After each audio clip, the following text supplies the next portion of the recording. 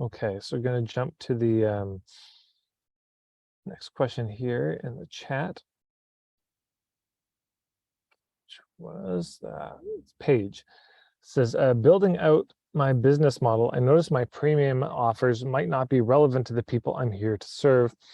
How do you find the right feedback to know you're on the right track when offering packages that will only appeal to the rare person? So Paige, if you could unmute and just share, uh, give us a bit more context on this. Sure. So I'm working with romance entrepreneurs and offering editorial services. So I'm very fast. So I Mm, figured like rapid release entrepreneurs who have a rhythm already are going to be my bread and butter. So for premium packages, I was just basically combining the services I have in different tiers. mhm, And then for a flat rate, you get access to all of the things that I can do, plus coaching, plus having me like in your schedule rather than trying to get onto my schedule. mhm. And having a regular rhythm with folks would be great for me because that's a steady income on my side.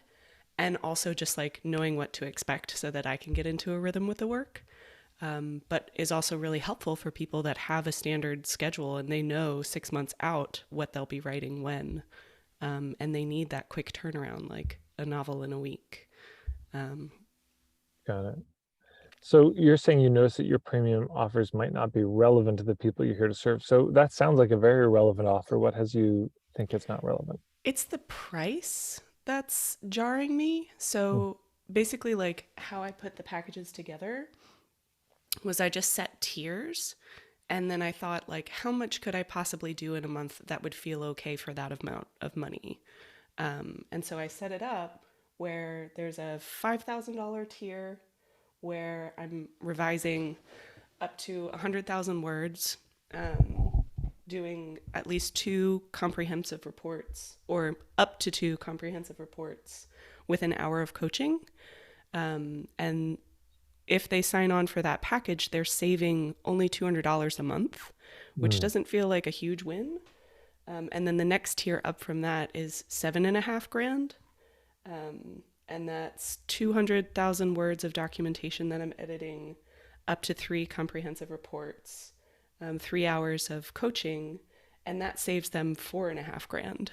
mhm. Um, and then the biggest tier that I have right now is $10,000 a month, revising up to 300,000 words in documentation, and then up to five comprehensive reports and up to 5 hours of coaching. And they would save $12,000, over $12,000 with that package. And it would be no skin off my back to fit those into my schedule or to build a schedule around that. And so So you I'm feel wondering, you're concerned that the price is too high. I'm concerned that the price is too high and also that it's not going to be as relevant toward the people who have already been reaching out to me and using my services. So, like, the biggest bang that I get for my buck is in rush rates. Mm, And so I've had people just pay me $2,000 in a day for me to get this work done for them, and $2,000 a day over a few days. yeah. And that felt great for me because it wasn't a huge imposition to the way that I work. But for the industry, like, you have to hold a specific rate and be within a range for your rates, just to keep everybody afloat. Like, undercutting doesn't Yeah. serve anyone. So being able to be like on call and turn things around rapidly is kind of my special sauce. Yeah. And then also just being kind and accommodating and meeting people where they are. That that community aspect is a big benefit of what I've been doing so far. So what makes you think this higher level is needed if they're already using other stuff and it's already working? What makes you think this higher level is needed by them? Yeah, I don't. So I've been building out the business model and everything is in the cones. Like, all of the services are in the cones. Yeah. And getting onto a regular schedule with people would be helpful for me and helpful for them.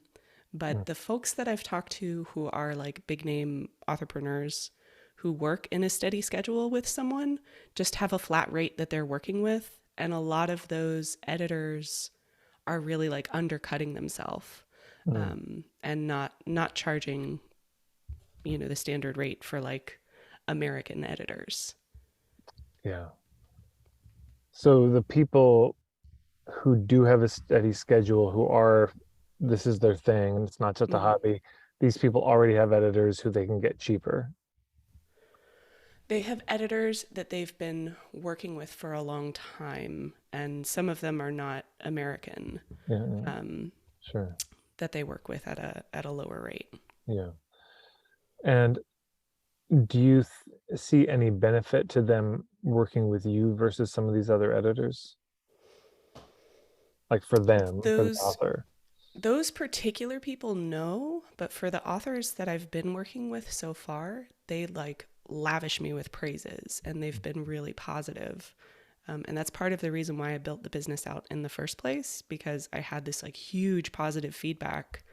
So I was like, oh, I guess this isn't being served. Have you reached out to your, do you have much of an email list, or is it more of a boutique kind of, you just have a small list of clients?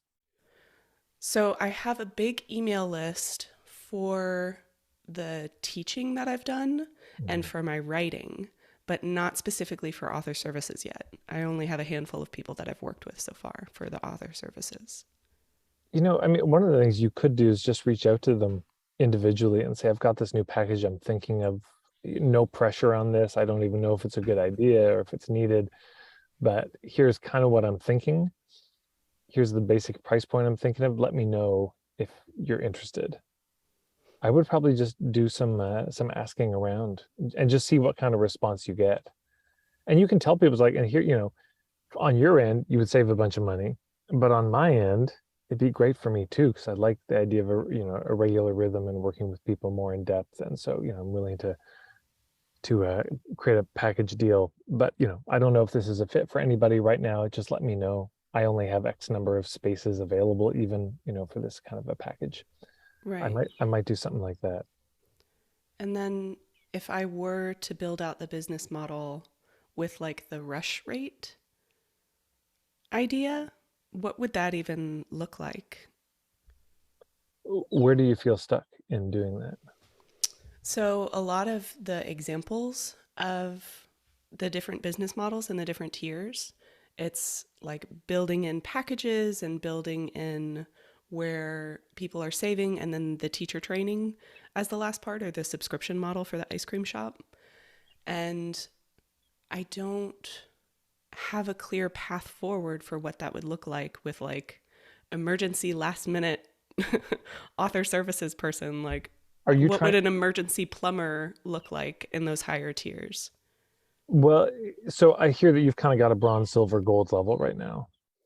That's what I was looking at for the premium packages, but that's all in like a subscription package deal.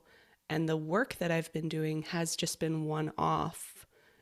People reaching out to me when they need Ah, something and they need it turned around quickly, and then I do it. Um, yeah. So that those are two different things, right?